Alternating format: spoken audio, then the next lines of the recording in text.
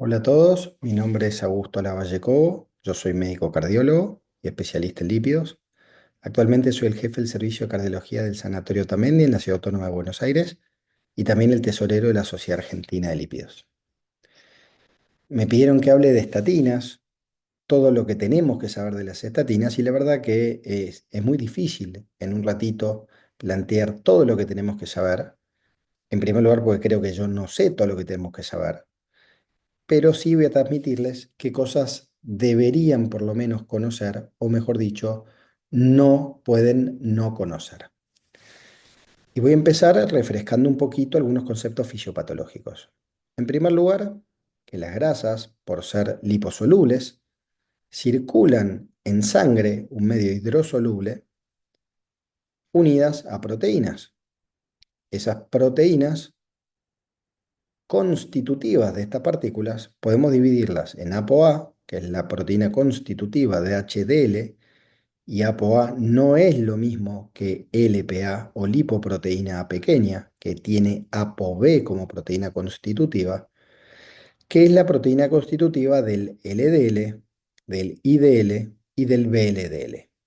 ¿Por qué hablamos principalmente de LDL y no de ApoB? Bueno, históricamente porque por un tema de costos era más fácil. LDL se calcula por fórmula, ApoB hay que medirlo. En segundo lugar, porque las partículas que circulan en mayor proporción en sangre portando ApoB son las partículas de LDL, entonces es más fácil hablar de LDL porque en condiciones básicamente diríamos normales, IDL y VDL es menos importante que LDL, aunque hay condiciones que hacen que haya aumento de estas otras dos partículas también, pero lo que es importante es que toda partícula que tiene ApoB es aterogénica. Y cuando hoy se habla de colesterol remanente, hablamos del colesterol que es transportado por IDL y VLDL. En segundo lugar, refrescar también que hay dos circuitos de síntesis, o mejor dicho, que intervienen con el aporte lipídico al organismo. Uno es el circuito exógeno, que es todo lo que depende de la alimentación, en lo que respecta al colesterol en condiciones normales, de dietas no cetogénicas. El colesterol en sangre depende entre un 15 y un 20% del colesterol que yo ingiero en mis alimentos. Mientras que la mayor parte de ese colesterol se sintetiza a nivel hepático. Y este metabolismo parece simple en este gráfico, pero es bastante complejo, donde hay un intercambio importante de lípidos y de distintos componentes lipídicos entre cada una de las partículas. En lo que respecta al catabolismo, el colesterol se une a la membrana del hepatocito a través de un receptor específico del LDL, que es el receptor de LDL propiamente dicho. Ese complejo es endocitado y después se elimina el LDL a través principalmente de las sales biliares y después tenemos una recaptación, o mejor dicho, una migración nuevamente del receptor de LDL a la membrana del hepatocito. Y vamos a ver después que este es uno de los mecanismos por el cual las estatinas reducen el colesterol LDL. También hay otros receptores, no es el único receptor hepático, están los receptores scavengers y hay otras formas de catabolizar el LDL, pero esta es la más importante. Acá ya entramos a conceptos clínicos.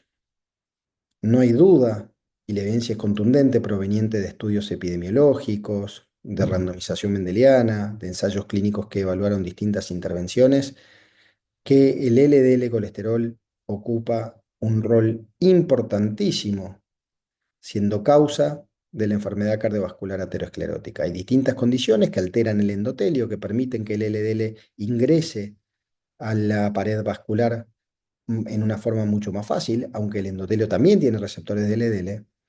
Y esa acumulación de LDL es lo que va a terminar generando toda una cascada inflamatoria y distintos mecanismos por los cuales se produce la aterosclerosis. Entonces podemos decir que el LDL es causa de aterosclerosis.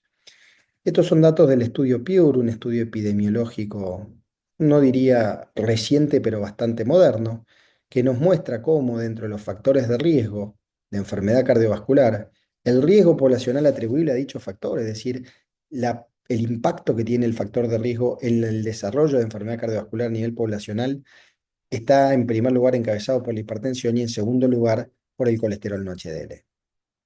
Y cuando analizamos ya puntualmente qué pasa con el infarto de miocardio y el ACV, vemos que en términos de infarto de miocardio, el primer lugar lo ocupa el no HDL, que recordemos es el colesterol LDL, IDL y VLDL, es decir, ApoB, y es o mucho menos importante en términos de riesgo de ACV. ¿Por qué? Porque el ACV primero es una bolsa de gatos, hay distintas etiologías, hay distintas fisiopatologías para el desarrollo de daño, pero es muy importante pensar en la elevación del LDL como causa de demencia vascular a largo plazo, ¿no? Entonces hay una paradoja porque se plantea que los niveles bajos de LDL podrían asociarse a deterioro cognitivo y en realidad lo que ocurre es totalmente lo contrario. En este clásico metaanálisis del CTT lo que vemos es que por cada 39 miligramos de cilitro o un milimol por litro de reducción en el colesterol LDL, hay un 21% de reducción de eventos cardiovasculares mayores. Y esto es muy importante y es la clave por la cual nosotros utilizamos terapia hipolipemiante para reducir el riesgo cardiovascular que, como vamos a ver después, la terapia o el inicio de la terapia hipolipemiante pocas veces depende del nivel basal del LDL y depende más que nada del riesgo cardiovascular de la población. Entonces, hasta poco más de una década, las guías de práctica clínica, en este caso las guías de la American Heart Association y el American College of Cardiology, lo que planteaban básicamente era ponerle estatinas al paciente, después ve la dosis y olvídate, porque bueno, había mucha evidencia de fármacos que combinados a las estatinas redujeran los eventos cardiovasculares. Entonces, si el paciente tenía muy alto riesgo, usamos estatinas de alta intensidad, que ahora vamos a ver bien cuáles son, y después, a medida que iba bajando el riesgo, yo iba bajando la intensidad de la estatina. Pero básicamente, como podemos ver en este algoritmo, no hay un objetivo lipídico importante al cual yo debería llegar. ¿Por qué? Porque esto era lo único que tenía. Sin embargo, y por suerte, fueron desarrollando nuevas moléculas que cada vez que comparábamos un brazo terapéutico con respecto a otro que alcanzaba niveles más bajos de LDL, este último tenía menos eventos cardiovasculares. Entonces, acá sí empezamos a tener evidencia de que cuando combinábamos estatinas con otros fármacos como es el ezetimibe o como son los inhibidores de PCSK9 como el Ebolo y el alirocumab, el alcanzar niveles bajos de LDL se asociaba a un menor riesgo cardiovascular. Entonces, acá sí empiezan a aparecer, y en este lado primero fueron los europeos, que empiezan a estratificar el riesgo cardiovascular de un paciente y cuanto mayor era el riesgo, más bajo tenía que ser el colesterol al cual yo tenía que llevar al paciente.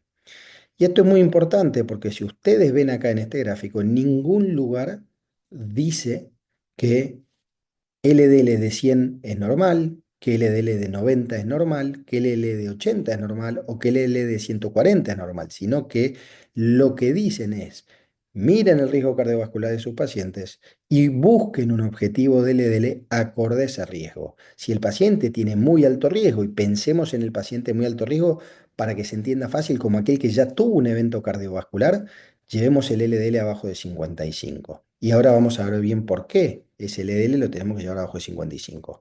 La verdad es que aparecieron estas guías, nos empiezan a poner metas y corremos y corremos y corremos atrás de las metas. ¿Para qué? Para que nuestro paciente tenga menos eventos. ¿Pero nos va bien con esto? Ahora vamos a ver que no. Las estatinas, que es de lo que teníamos que hablar hoy, son la piedra angular del tratamiento hipolipemiante para reducir el riesgo cardiovascular. Y esto es en parte porque tienen muchos años de evidencia, ya tenemos más de 25 años de evidencia con estudios de estatinas en pos de reducción del riesgo cardiovascular, son seguras y por sobre todas las cosas son accesibles para la población. El ezetimibe, que es una droga que también se ingiere en vía oral, es una droga que también es barata, pero los fármacos más complejos, como los inhibidores PCSK9 que yo les comentaba antes, o el inclisiran, los fármacos más modernos que están apareciendo, son realmente costosos, el acceso a lo mismo no es tan fácil, sobre todo en países como el nuestro. Entonces, podemos decir que todavía las estatinas son la piedra angular y yo creo que van a seguir siendo por muchos años del tratamiento hipolipemiante en pos de reducir el riesgo cardiovascular, que es lo que vimos recién. ¿Cómo bajo el riesgo cardiovascular? Bajando el colesterol LDL. Sin embargo, hay pacientes que no logran alcanzar ese objetivo o no toleran las estatinas en la dosis que las necesitan para alcanzar ese objetivo o en ninguna dosis. Y acá sí ya tengo que pensar en otros fármacos hipolipemiantes o incluso en la combinación de los mismos. Y creo que en los próximos años cada vez vamos a hablar más de combinaciones de fármacos hipolipemiantes como estrategias inicial y ya no como una estrategia escalonada en el manejo lipídico. Y esto es lo que yo les preguntaba antes. ¿Hacemos bien las cosas con nuestros pacientes?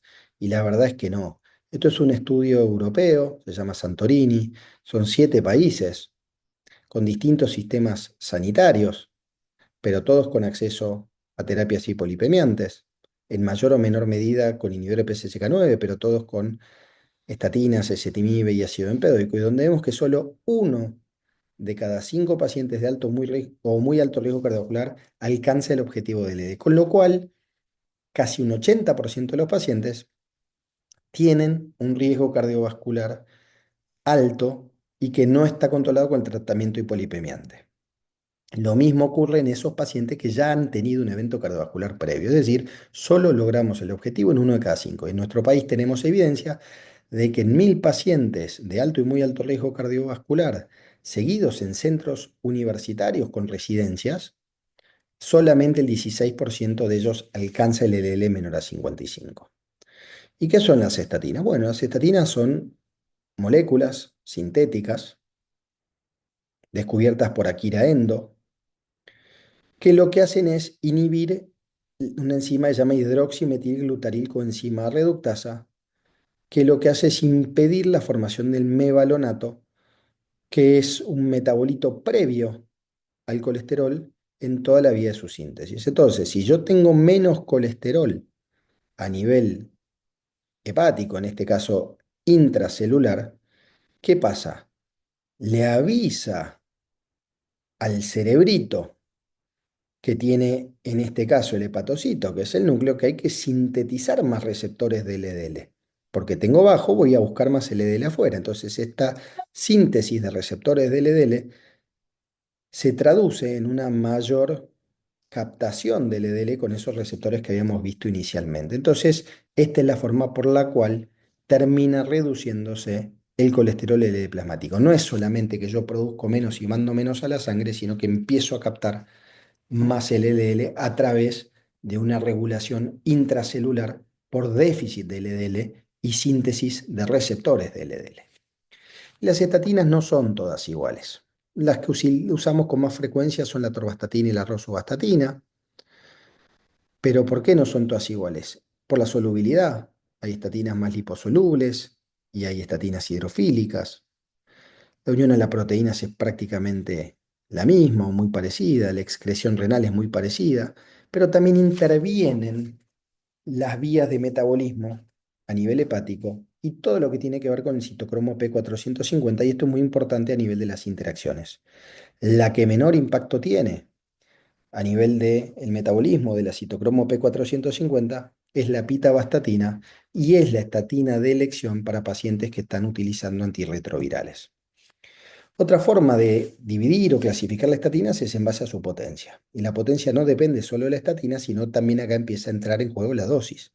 Tenemos estatinas de alta intensidad, que son aquellas que logran reducciones aproximadamente de un 50% o más de los niveles basales de LDL. Y acá tenemos atorvastatina y rosuvastatina en dosis de 40, 80 y 20 y 40 respectivamente. Tenemos estatinas de moderada intensidad, que son aquellas que están entre 30 y 50, y tenemos estatinas de baja intensidad. Hoy, como les decía antes, las estatinas más frecuentes de encontrar en el mercado argentino son la atorvastatina y la rosuvastatina. Todavía queda un poco de simvastatina y se sigue comercializando. Y la pitavastatina empieza a aparecer, pero con un share market muy, muy chiquitito. No es tanto el uso de pitavastatina. Tenemos la comercialización de 2 gramos, llega hasta 4 miligramos, pero en nuestro país todavía no la tenemos disponible. Y esto es un poco lo que yo les decía antes. Dependiendo la estatina y dependiendo la dosis, veo el impacto que tengo en términos de potencia y reducción del LL. Lo que está en rojo o colorado es más del 50%, en amarillo es moderado y en verde son las estatinas de baja intensidad. Entonces, una de las preguntas que uno hace es ¿por qué tengo que usar altas dosis? ¿Solamente para bajar el LDL un poco más? Bueno, se fueron evaluando distintos estudios. Como ustedes imaginarán, los primeros estudios eran estatinas contra placebo, estatinas de dosis moderada contra dosis bajas, hasta que llegó una estatina de alta intensidad contra una estatina de moderada intensidad. En este caso, el estudio PRUIT comparó 80 miligramos de atorvastatina contra 40 miligramos de pravastatina. Eran poco más de 4.000 pacientes que habían estado internados por un síndrome coronario agudo. En los 10 días previos a la randomización, es decir, al ingreso del estudio, la mitad recibió pravastatina y la otra mitad 80 miligramos de atorvastatina, y hubo una reducción del 16% en el riesgo de MACE o en la incidencia de MACE en el seguimiento, a expensas de una reducción desigual en el EDL. El grupo que recibió pravastatina alcanzó niveles de 95 y el grupo que recibió atorvastatina 80 niveles de 62. Por eso es que esta es una de las dosis preferidas al momento del alta de un paciente con síndrome coronario agudo o en pacientes con enfermedad coronaria, o incluso hay estudios similares en pacientes con stroke y también deriva un poco de aquí. Pero después vino el estudio IMPROVIT, que comparó una estatina de moderada intensidad como simvastatina 40 miligramos, pero combinada con ezetimibe contra simvastatina solo. Fueron más pacientes, acá 18.000 pacientes, que partían de un LDL más bajo. Entonces, con esta estatina de moderada intensidad, yo lograba buena reducción del LDL inferiores a los 69 que habíamos visto en el estudio PROVIT. En este caso, el grupo más intensivo alcanzó los 54 miligramos y vemos que sigue habiendo una reducción del LDL, y lo mismo ocurre en pacientes que reciben inhibidores PCSK9, como es el caso del estudio Fourier, que llegan a un LDL 33 y sigue habiendo reducción de eventos cardiovasculares. Y esto es muy importante, el concepto de a más riesgo, más bajo tengo que llevar el LDL. Y hoy no hay una curva en J, como vamos a ver después, con los niveles de LDL. Entonces no me tengo que preocupar si mi paciente está con niveles bajos de LDL en términos de riesgo, porque hoy la evidencia que tenemos es que esto es seguro. Esto es otro estudio muy interesante, el estudio RACING, pacientes con enfermedad cardiovascular, que se los aleatorizó a recibir una dosis más baja de estatina combinada con ezetimibe comparado con una dosis más alta de estatina. ¿Por qué? Porque como todo fármaco, los efectos adversos suelen ser dosis dependientes, y pasa muchas veces que la combinación o la sinergia de dos mecanismos de acción diferentes, recordemos que el ezetimibe trabaja a nivel intestinal inhibiendo la absorción de colesterol, es más potente que la inhibición hepática, como vimos antes, que produce la estatina al inhibir la hidroximetilglutaril-coenzima reductasa. Lo que vimos en este estudio, que no hubo diferencias significativas en términos de eventos cardiovasculares entre las dos estrategias hipolipemiantes. Hubo una mayor proporción de pacientes que alcanzaron niveles más bajos de LDL con rosuvastatina 10 y ezetimibe con respecto a rosuvastatina solo, y esto se debió, como decíamos antes, a una mayor tolerancia, es decir, más adherencia. Esto es un poco lo que vimos antes, graficado con una curva de eventos donde vemos la no inferioridad. Y esto es un poco lo que yo les quería mostrar y decir antes, ¿no? O sea, cada vez que yo duplico la dosis de estatina, lo que hago es agregar un 6% extra de reducción del LDL, pero cuando combino con ezetimibe, independientemente de cuál sea la dosis de estatina, esa reducción es de un 15%. Entonces, una estatina de alta intensidad, vimos antes que nos baja un 50%. Si yo combino una estatina de alta intensidad con una partícula o una molécula como el ezetimibe, puedo lograr reducciones de un 65% respecto a los niveles basales de LDL. Y acá, y no los voy a aburrir, hay muchos estudios que, como yo les decía antes, mostraban el impacto de la reducción del LDL en términos de reducción de eventos cardiovasculares. Y a medida que fueron pasando los años, esos estudios fueron seleccionando poblaciones con niveles de LDL no tan altos, a los cuales se les daba en uno de los brazos una terapia más intensiva que la otra, y siempre lo que se observó, que el grupo que alcanzaba niveles más bajos tenía menos riesgo de desarrollar eventos cardiovasculares a lo largo del estudio.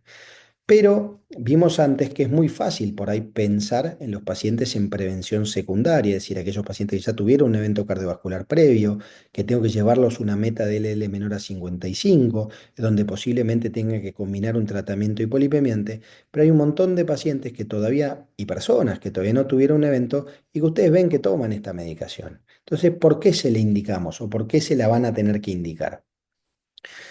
Esto es un gráfico que a mí me resulta práctico para entender esto, si bien a simple vista parece bastante complejo, que lo que hace es dividir a los pacientes sin enfermedad cardiovascular básicamente en cuatro grupos. Aquellos que tienen LDL más de 190 miligramos de cilitro, que es el grupo en el cual uno tiene que pensar en la hipercolesterolemia familiar, que es una enfermedad genética en la cual la gran mayoría de las veces lo que está afectado no es que producen más colesterol, sino que tienen receptores defectuosos de LDL, y eso hace que haya niveles plasmáticos más elevados.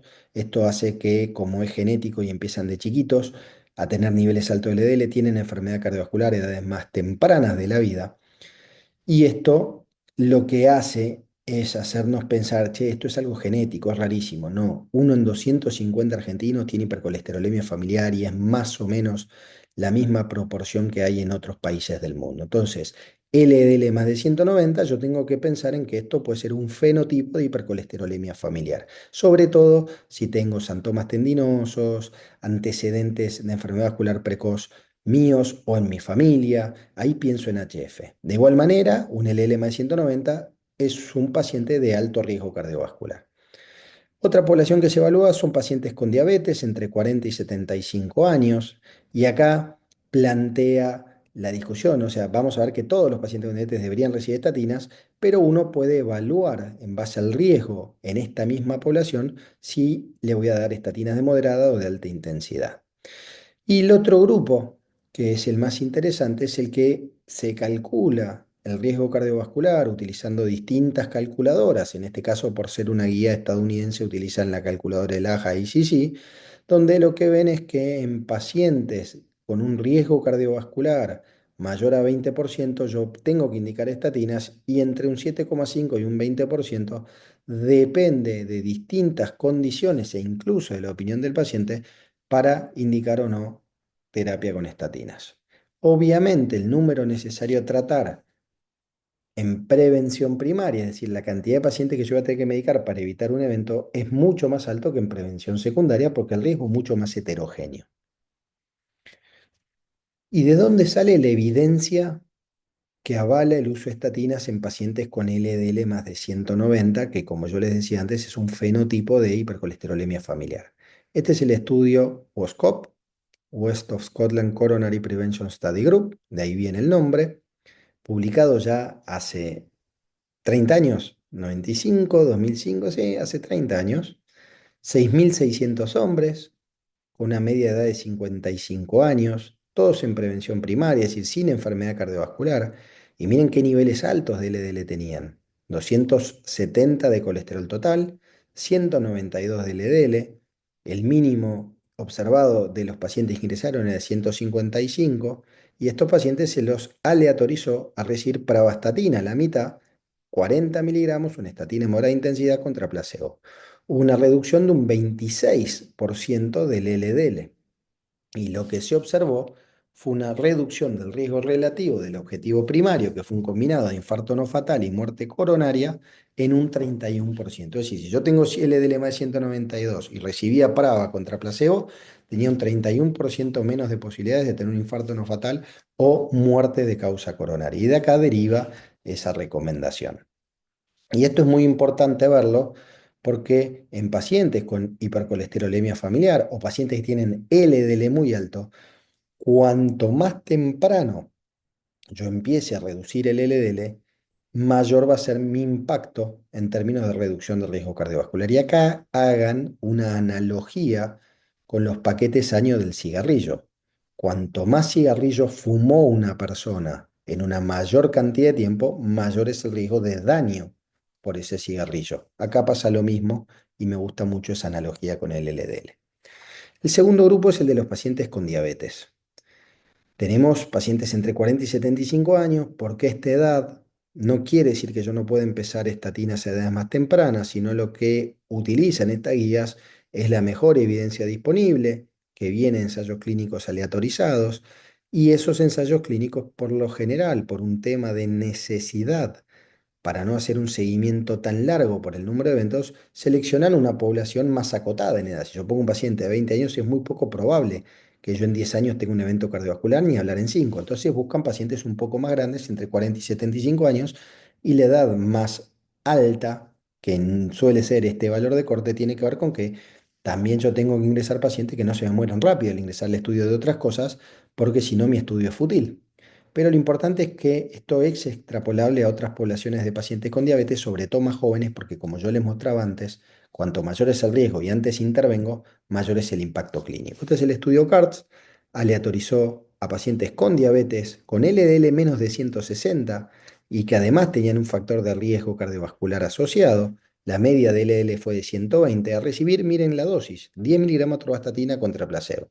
¿Qué vemos acá? Una reducción de casi un 40% en el objetivo primario que fue MACE, que MACE, para que recuerden, es mortalidad cardiovascular, infarto no fatal y ACV no fatal en forma combinada. Todos estos estudios son objetivos combinados, la mayoría de ellos lo que evalúan como objetivo primario.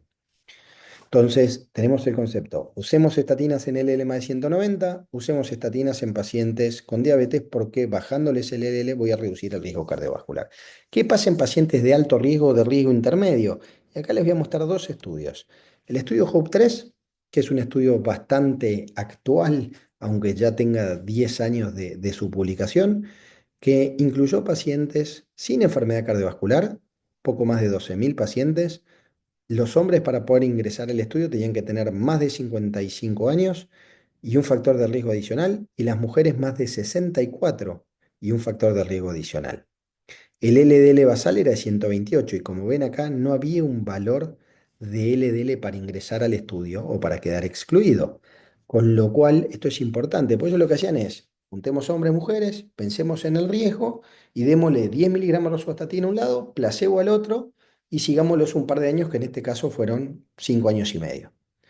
De 128 le bajaron a 94 miligramos de cilitro. Y miren qué interesante cómo empiezan a separarse las curvas a partir del año y medio, 2 años, lográndose una reducción del 24% de eventos cardiovasculares mayores, el mismo MACE que mencionábamos antes, y cómo esas curvas se siguen ampliando en el tiempo. Es decir, si este estudio hubiera durado 15 años, por ahí esa diferencia hubiera sido mayor.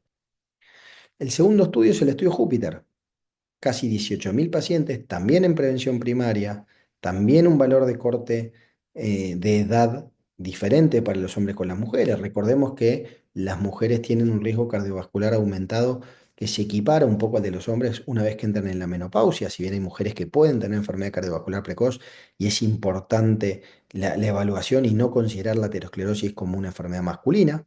Este estudio sí tuvo un valor de corte LDL, usaban pacientes que tenían menos de 130, pero que además estaban inflamados, determinados por una PCR ultrasensible mayor a 2. Acá sí fueron más agresivos con el tratamiento. Les dieron 20 miligramos de rosuvastatina a un grupo y placebo al otro. El estudio sí tuvo 2 años de seguimiento, 1,9 meses. ¿Por qué? Porque se suspendió precozmente por el gran impacto en términos de beneficio y estos pacientes alcanzaron LLs de 55 partiendo de una media de 108 y prácticamente tuvieron un 50% reducción de MACE. El número es muy grande, hubo muchas críticas con la detención temprana del estudio, pero lo que nos muestra esto que pacientes con un LL no tan alto, pero que tenían otro marcador de riesgo como es la PCR elevada, cuando yo les bajaba mucho el colesterol, tenían menos eventos cardiovasculares. Y creo que ese es un punto muy, muy importante. Ahora ya, entrando en el final de la presentación, vimos que las estatinas son drogas que son súper eficaces, que se administran en vía oral. La toma es una vez por día. Históricamente se recomendaban a la noche porque tenían una vida media más corta que las estatinas modernas y la síntesis de colesterol es principalmente nocturna. Hoy las podemos utilizar en cualquier momento del día, no hay interacción con las comidas, así que lo que hay que tratar de decirle a los pacientes es tomar en el momento del día que te resulte más fácil no olvidarte la toma de la medicación. Son drogas que demostraron alta eficacia en todos los escenarios clínicos, sobre todo cuanto mayor es el riesgo cardiovascular del paciente. y no necesitan ajuste por función renal, como vamos a ver después. Si bien la recomendación es no empezar estatinas en pacientes que están en diálisis, aquellos que vienen recibiendo estatinas se ingresan en diálisis, la recomendación es mantenerla. Pero vemos que es muy, muy fácil de administrar y tenemos que considerar las estatinas como un gran aliado para el manejo y la reducción del riesgo cardiovascular de nuestros pacientes. Por noto es eficacia, también es importante la seguridad y pocas drogas tienen la mala prensa que tienen las estatinas. Seguramente ustedes tienen un familiar, un amigo o un vecino que habla pestes de esta medicación, que tiene miedo de utilizarla y esto atenta un poco contra el gran beneficio que tiene. En lo personal, creo que el agua potable, las cloacas, las vacunas y los antibióticos han sido muy importantes para el mundo, pero las estatinas no están lejos de unirse a ese grupo de fármacos o de desarrollos. Pero claramente hay algo que hace que impacte negativamente en ciertos grupos de profesionales, incluso que están con mucha difusión de estos temas en las redes sociales, y nosotros lo que tenemos que entender es no solo la eficacia, sino también la seguridad de estas drogas y ser sólidos con nuestros argumentos para charlar con los pacientes y lograr que mantengan una buena adherencia cuando yo ya indiqué esta medicación. Como todo fármaco, no está exento de eventos adversos, ¿sí? No son mágicos, no es placebo, es una droga activa, es un principio activo que produce beneficios y produce perjuicios en algunos casos. Aquí en amarillo son las cosas que vimos que realmente se producen. Hay aumento de las transaminasas, ¿sí? Que las transaminasas, digamos, cuando no se aumentan por 3 o por 5, no hay indicación de suspensión de las estatinas.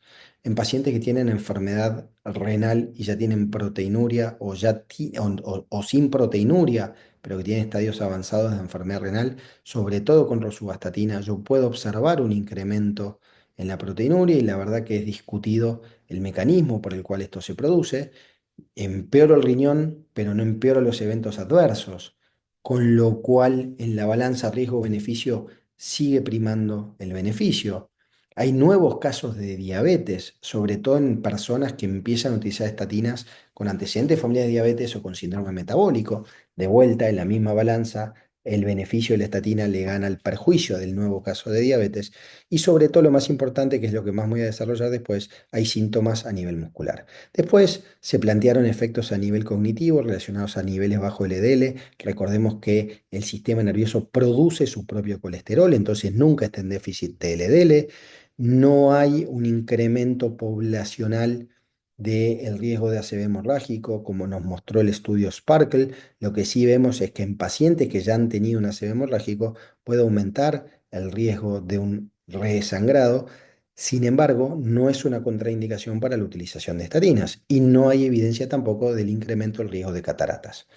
Y dijimos que la intolerancia existe, ¿cierto? Vamos a ver después que 1 de cada 10 personas no tolera o la dosis que necesita para alcanzar el objetivo del LDL acorde a su riesgo o no tolera ninguna dosis de estatina. Nosotros en la Sociedad Argentina de Lípidos hicimos un documento de posición de cómo manejar los efectos adversos y la intolerancia a las estatinas y definimos a la intolerancia como la aparición de uno o más efectos adversos asociados con el uso de estatinas, y ahí, como yo le decía antes, esa intolerancia es completa si no puedo utilizar ninguna dosis o es parcial si la dosis que puedo utilizar no es la que necesito para alcanzar mi meta de LDL. Yo le decía antes que 1 de cada 10 pacientes que recibe estatinas tiene algún tipo de intolerancia. Esto es un metaanálisis. Más de 4 millones de pacientes provenientes de 176 estudios, la prevalencia oscila entre un 8 y un 10%. ¿Por qué es importante resaltar esto? Pues si yo voy a un ensayo clínico randomizado, donde las personas quieren participar en el estudio, donde la población es más seleccionada, hay menos prevalencia de intolerancia. Y si yo voy a un estudio poblacional, y ni hablar si voy a un estudio poblacional de gente añosa, pues ya tengo un 20, un 30%, ¿sí?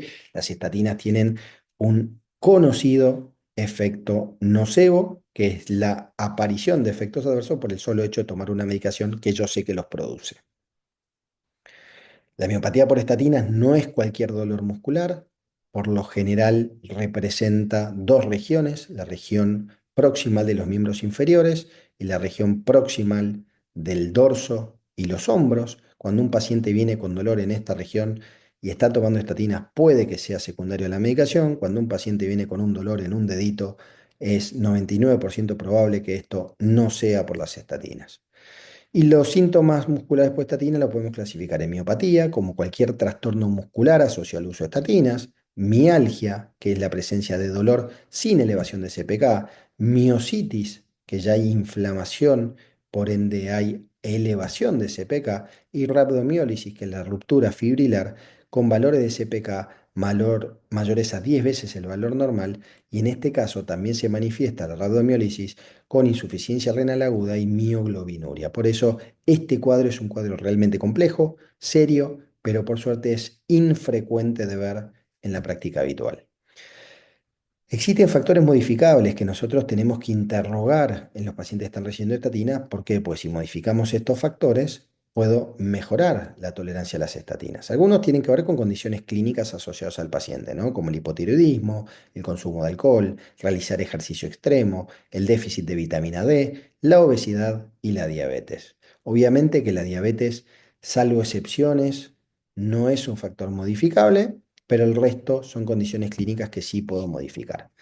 Y después tenemos lo más común que son fármacos. Vimos en una de las diapositivas al principio de la presentación, en las diferencias de las estatinas, las distintas interacciones que tienen, ¿no? Entonces, acá lo que vemos es que hay drogas muy comúnmente utilizadas, sobre todo en pacientes con enfermedad cardiovascular, como los bloqueantes cálcicos, como la miodarona, como la digoxina, el sildenafil, ni hablar. ¿Y quién no conoce un paciente que está 3, 4 meses tomando un antifúngico por una micosis ungueal, algunos antibióticos, que pueden aumentar la aparición de efectos adversos?